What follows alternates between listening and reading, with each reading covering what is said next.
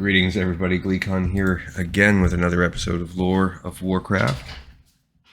I get the delight of reading a chapter the second time in a row, so it should just come off perfectly this time because I just completed this entire one and forgot to record. So stay a while and listen to Chapter 2 of Beyond the Dark Portal. In the first chapter, we kind of had Terran Gorfiend joining up with the orcs, which is a kind of half of what happened in the first episode, but we're not fully ready for the first, not the first episode, the first level of Beyond the Dark Portal, so we have a little bit to go. And this one also, this chapter is really, we'll talk about how it affects the game when we're done. So yeah, here we go, Chapter 2. Look at this place. Again, Greymane, king of Gilneas, gestured at the citadel towering over them, the same massive structure whose front gates they were striding through as he spoke. Though a large burly man, Greymane was dwarfed by the edifice they were entering, the arch of its front gate more than twice his height. The other kings nodded as they too passed through, admiring the thick outer walls with their heavy block construction, but Greymane snorted, and his frown showed he did not echo their approval. A wall, a tower, and a single keep, he rumbled loudly, glaring at the half-completed buildings beyond. This is where our money's gone to? It's big, Thoris Trollbane pointed out, the terse Stromguard ruler as usual, wasting as few words as possible. Big is expensive. The other kings grumbled somewhat as well. They all grieved at the costs involved, especially since they, the Alliance leaders, were sharing the expenses equally. How great a price do you put on safety? Commented the tall, slim young man near the front of the group. Nothing worth having comes cheaply. Several of the others ceased their grumbling at the subtle admonition.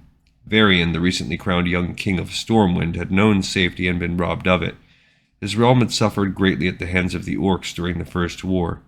Much of the capital city in particular had been reduced to mere rubble. Indeed. How does the rebuilding go, your majesty? Whip-thin man in green naval garb asked politely. Very well, thank you, Admiral, Varian replied. Though Dalen Probmore was ruler of Kultiris, he preferred to use his naval title. The Stonemasons Guild is doing an excellent job, and I and my people owe them our gratitude. They're fine craftsmen with skills to rival those of the dwarves themselves, and the city is rising higher and higher every day. He grinned at Greymane. Worth every copper, I'd say. The other kings chuckled, and one of them, tall and broad with graying blonde hair and blue-green eyes, caught Trollbane's gaze and nodded approvingly. Taranis, ruler of Lordaeron, had sponsored young Varian when the prince and his people had sought refuge from the Horde, and had taken the youth into his own home until such time as Varian could be restored to his father's throne. Now that time had come, and Taranis and his old friend Trollbane were well pleased with the results. Varian was a clever, charming, noble young man, a natural leader and a gifted diplomat for one so young. Taranis had grown to think of him almost as a son, and he now took nearly a father's pride in admiration of the way the youth had controlled the conversation and distracted the other rulers from their previous complaints. In fact, Varian continued, pitching his voice slightly louder, there's the miracle worker himself. The king indicated a tall, powerfully built man, speaking animatedly with some dusty-looking workmen. The man in question had black hair and dark green eyes that sparkled as his head turned toward him, having clearly overheard the words. Taranis recognized Edwin Van Cleef, the head of the Stonemasons Guild and the man in charge of both Stormwind's restoration and the construction here at Netherguard Keep. And that's highlighted 40-something times because this is the first time in any form the Van Cleef family is mentioned, which we know is going to heavily tie into Westfall's lore and the Dead Mines and the Defius Bandits. So some interesting storytelling in what I'm assuming will be a fall from grace for Edwin. Varian smiled and beckoned him over. Master Van Cleef, I trust the work continues at pace? It does, your majesty, thank you, Van Cleef replied confidently. He banged a heavy fist against the thick outer wall and nodded proudly. It'll hold against all comers, sire, I promise you that. I know it will, Master Van Cleef, Stormwind's king agreed. You've outdone yourself here. That takes some doing. Van Cleef nodded his thanks, then turned as another man somewhere by one of the unfinished buildings called for him. I'd best be back to work. Your Majesties. He bowed to the assembled rulers, then turned and hurried off toward the shouts. Nicely handled, Taranis said softly to Varian as they fell into pace together, diffusing Greymane and flattering Van Cleef at the same time. The younger king grinned. It's an honest compliment, and he'll work all the harder because of it, he pointed out just as quietly, and Greymane only complains to hear the sound of his own voice. You've grown very wise for your age, Taranis said, laughing. Well, perhaps just wise in general. Of course, Varian's hidden reprimand could not shut Greymane up for long. As they crossed the wide courtyard, Gilneas's king began grumbling again, and soon those rumblings in his thick black beard formed words once more. I know they're working hard, he admitted grudgingly, glaring at Varian, who grinned in reply. But why all these buildings? He waved a large hand at the single completed keep they were entering as they passed beneath the portcullis and up the stairs. Why go to so much trouble and cost to create such a vast citadel? It is only here to maintain watch over the valley where the portal once stood, is it not? Why should a simple keep not have sufficed? Khadgar, Archmage of Dalaran, exchanged tired but still slightly amused glances with his fellow wizards as Greymane's strong voice carried to them even before they entered the large meeting room. It is good to hear Greymane is his old self, Antonidas, leader of the Kirin Tor, commented dryly. Yes, some things never change, Khadgar replied, stroking his full white beard. I didn't think he had a full beard. He turned, his youthful quickness giving a seeming lie to his lined visage, to face the kings. You want to know what your money has bought you, then, he said to the newcomers, nodding a brief greeting to them, but otherwise treating them as equals. For such they were, as Khadgar, a member of the Kirin Tor, was a ruler in his own right. Well, I'll tell you, and you can thank me. Netherguard Keep is large. Yes, it has to be. Quite a few people will be living here. The Magi we brought here from Dalaran, as well as the soldiers who watch for more mundane threats. The valley below us was once the site of the Dark Portal, the Horde's entrance into our world. If they ever return, we'll be ready. That explains the warriors, Proudmoore agreed, but why these Magi you spoke of? Surely a single mage would be enough to monitor the situation and alert you of any danger. If that were all that was required, yes, Khadgar agreed, pacing the room. His strides were that of the young man he truly was. Khadgar was only a handful of years older than Varian, but he had been aged prematurely by the magic of Medivh just before the Magus' death. But Netherguard is quickly becoming more than just a watch post. You can't possibly have missed the reason for our concern as you rode up. Something drained the life from Draenor, from the very land itself. When the Dark Portal was open, that lifelessness touched our world as well, killing the land around it and spreading outward.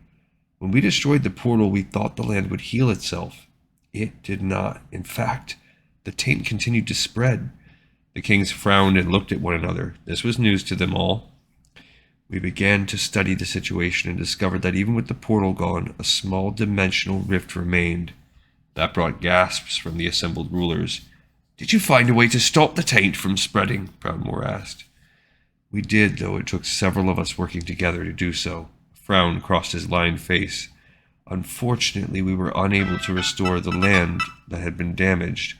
This area was once the Black Morass, and we managed to protect the northern half and keep it in its former state. There are rumors that some orcs are still hiding out there, but we've not seen anything concrete. But the southern half, for whatever reason, we could not breathe life back into it. He shook his head. Someone took to calling it the Blasted Lands, and now the name is stuck. I doubt this land will ever be able to support life again.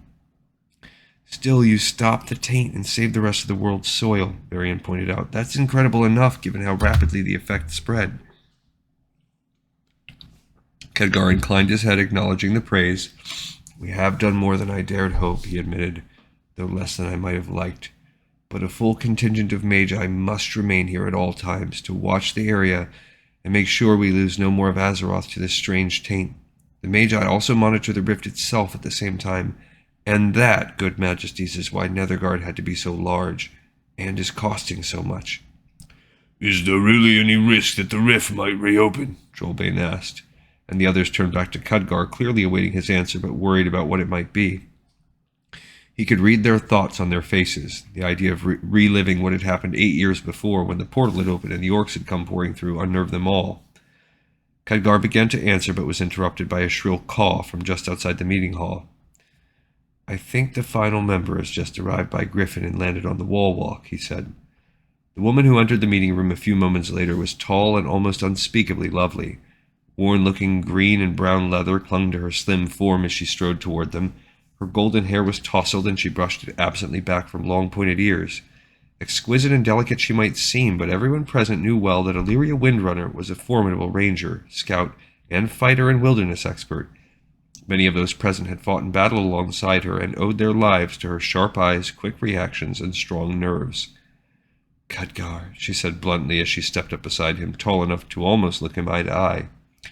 "Illyria," he replied. Affectionate nostalgia made the single word warm.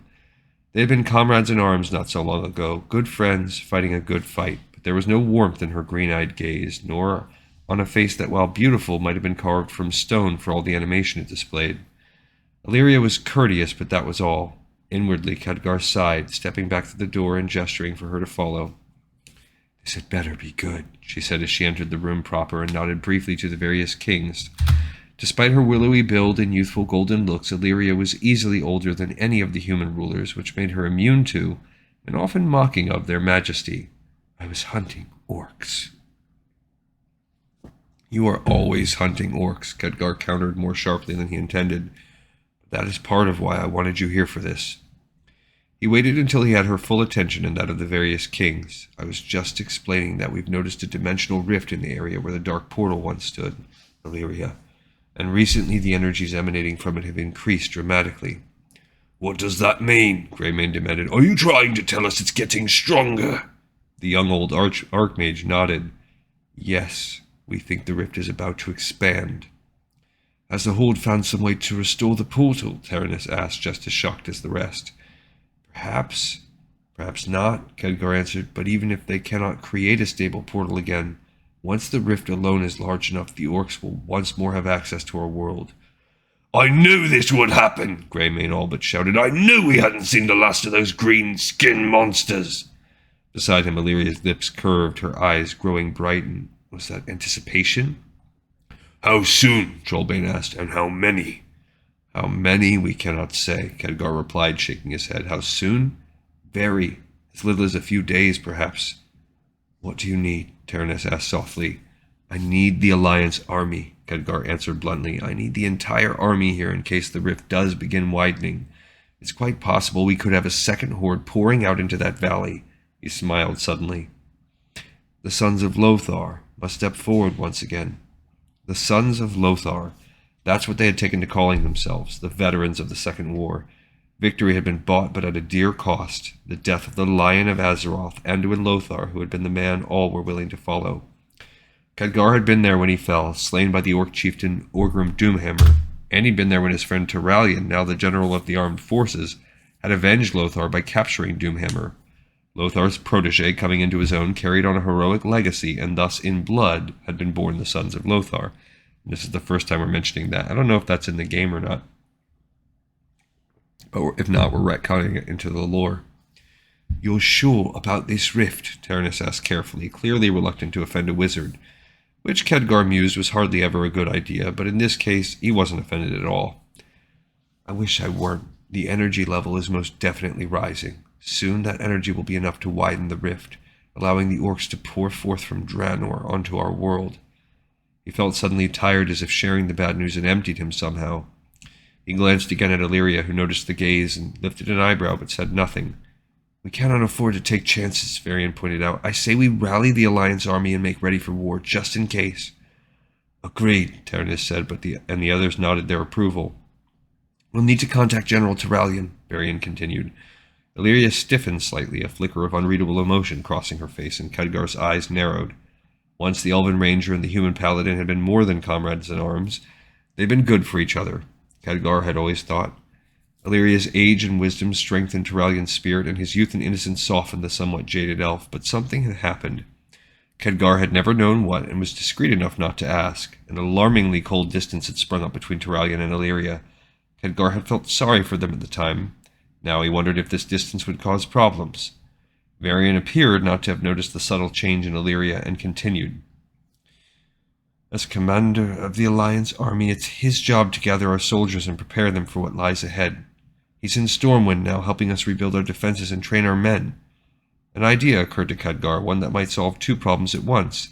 Illyria, you could reach Turalyon more quickly than anyone else. Take the Griffin and head to Stormwind. Tell him what's happened, and that we'll then need to reassemble the Alliance army immediately. The Elven Ranger glared at Khadgar, her green eyes flashing fire. Surely another could accomplish the trek as easily, she stated, her tone sharp. But Khadgar shook his head. The Wildhammers know and trust you, he answered, and these fellows have their own arrangements to make, he sighed. Please, Illyria, for all our sakes, find him, tell him, and bring him here. And maybe you two can settle your differences, or at least decide to work together, he thought. Illyria's glare hardened into that implacable and expressionless mask. I will do as you have requested, she said almost formally. Without another word, she turned and stalked back across the hall and out the front doors. Khadgar's right, Tyrannus said as they watched her walk away. We'll each need to rally our troops and gather supplies, and right away.